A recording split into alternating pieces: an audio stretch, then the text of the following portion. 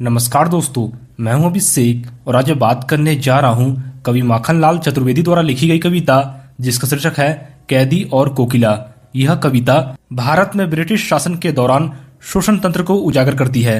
गुलामी के दिनों में यह कविता भारतीय देशभक्तों के बीच काफी लोकप्रिय रही। इस कविता में स्वतंत्रता संग्राम में विदेशी शासकों के जुल्म अत्याचारों को बखूबी उभारा गया है।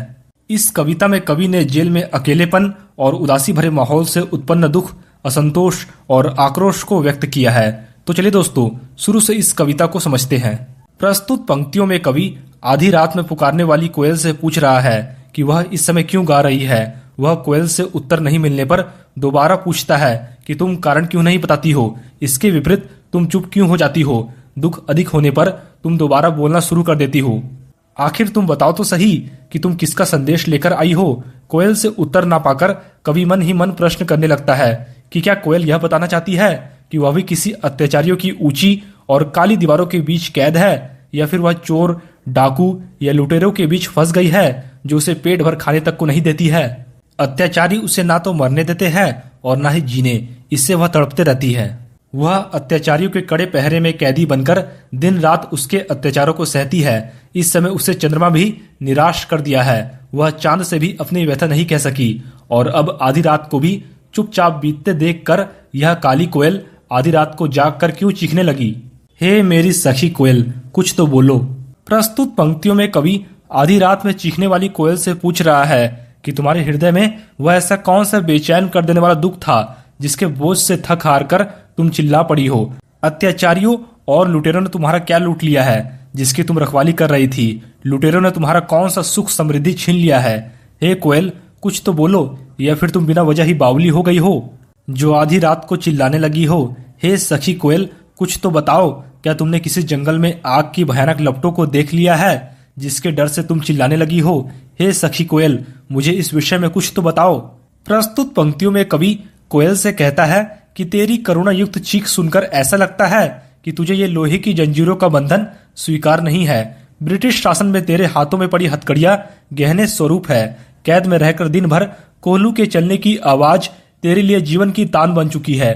तेरी जब कोई नहीं सुन पाता तो तू गिट्टियों पर अपनी अंगुलियों से मन की बातें लिखने लगती है जो तेरे जीवन के गीत बन गए हैं। कैद में रहकर दिन भर उनके कुएं से पानी खींचने के लिए बंधा जुआ, मतलब बैलों के कंधे पर रखी जाने वाली लकड़ी, तेरे कंधे पर पड़ा रहता है। इन सभी दुखों को झेलने पर तेरी दिन में सुनने वाला तो कोई है नहीं।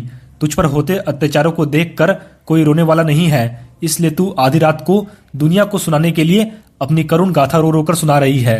प्रस्तुत पंक्तियों में कवि कहता है कि रात की खामोशी और गहरे अंधकार को चीरते हुए तुम करुणा युक्त पुकार में क्यों रो रही हो। कोयल, तुम आधी रात में चिल्लाने का कारण तो बताओ। रात की खामोशी को प्रभावित करके तुम देशभक्तों के मन में चुपचाप क्रांति के बीच इतनी रात में क्यों बोल रही हो। कोयल, कुछ तो बोलो। जिस तरह रात काली है वैसे ही तू भी काली है। अत्याचारी और तानाशाही विदेशी शासक की करतूतें भी काली है। इस भयानक कालेपन में कल्पना करने वाले की कल्पना भी काली है। जेल की कोठरी भी काली है। बंदियों को पहनने के लिए दी जाने वाली टोपी और ओढ़ने वाला कंबल भी काला है। हाथ पैरों में पड़ी लोहे की जंजीरें भी काली ही है। रात के अंधेरे में पहरा देने वाली चीख भी काली सांपिन जैसी है। तुझ पर पड़ने वाली गालियां भी काली है, मतलब बुरी है। दरअसल कवि यहाँ भावों की प्रबलता में व्याकुल होकर कोयल से आधी रात को चिल्लाने का कारण जानना चाहता है। साथ ही वह स्वतंत्रता सेनानियों पर अंग्रेजी शासन द्वारा किए जाने वाले अत्याचारों का वर्णन भी कर रहा है। प्रस्तुत पंक्तियों में कवि कोयल को संबोधित करते हुए पूछता है कि इस आधी रात रूपी काले सागर पर मरने को उतारू कोयल, तुम इस समय क्यों बोल रही हो। इस समय तुम्हारी सुनने वाला कोई नहीं। तुम अपने मार्मिक गानों को हवा में व्यर्थ क्यों तैरा रही हो। कवि कोयल से पूछता है कि ऐसी कौन सी तुम्हारी व्यथा है जिसे इस आधी रात में सुनाने को तुम्हें मजबूर होना पड़ा। कवि कोयल को संबोधित करते हुए कहता है कि तुम्हें अब मधुर गीत नहीं गाने चाहिए। यह समय मुक्ति का गीत सुनाने का है। कवि बंदी बनकर कोठरी में अकेले जीवन व्यतीत कर रहा है, जबकि कोयल को मुक्त जीवन जीने के लिए हरे पेड़ की डाल मिली हुई है। कोयल के उड़ने फिरने के लिए बहुत बड़ा आकाश है, जबकि कवि 10 फुट लंबे चौड़े कमरे में बंदी है। यही कवि का सीमित संसार है। जब कोयल गाती है तो लोग उसकी तारीफ करते हैं, जबकि उसको रोना भी अपराध माना जाता है। कवि कोयल से कहता है कि तुझमें और मुझमें काफी असमानता है। तेरी यह वाणी मुझे रणभेरी जैसी लगती है।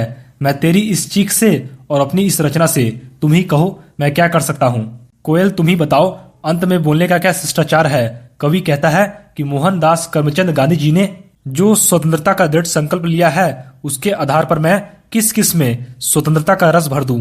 कहने का मतलब यह है कि कवि बंदी अवस्था में किसी को स्वतंत्रता का संदेश देने में असमर्थ है, इसलिए कोयल तुम्हें इस समय मधुर और करुणा से भरे गीतों को छोड़कर स्वतंत्रता का जोश भर देने वाले गीत गाने चाहिए। तो दोस्तों, इस वीडियो को लाइक और शेयर करके आप हमारा आत्मविश्वास बढ़ा सकते हैं और हमारे चैनल पर पहली बार आए हैं तो चैनल को सब्सक्राइब जरूर करें। धन्यवाद।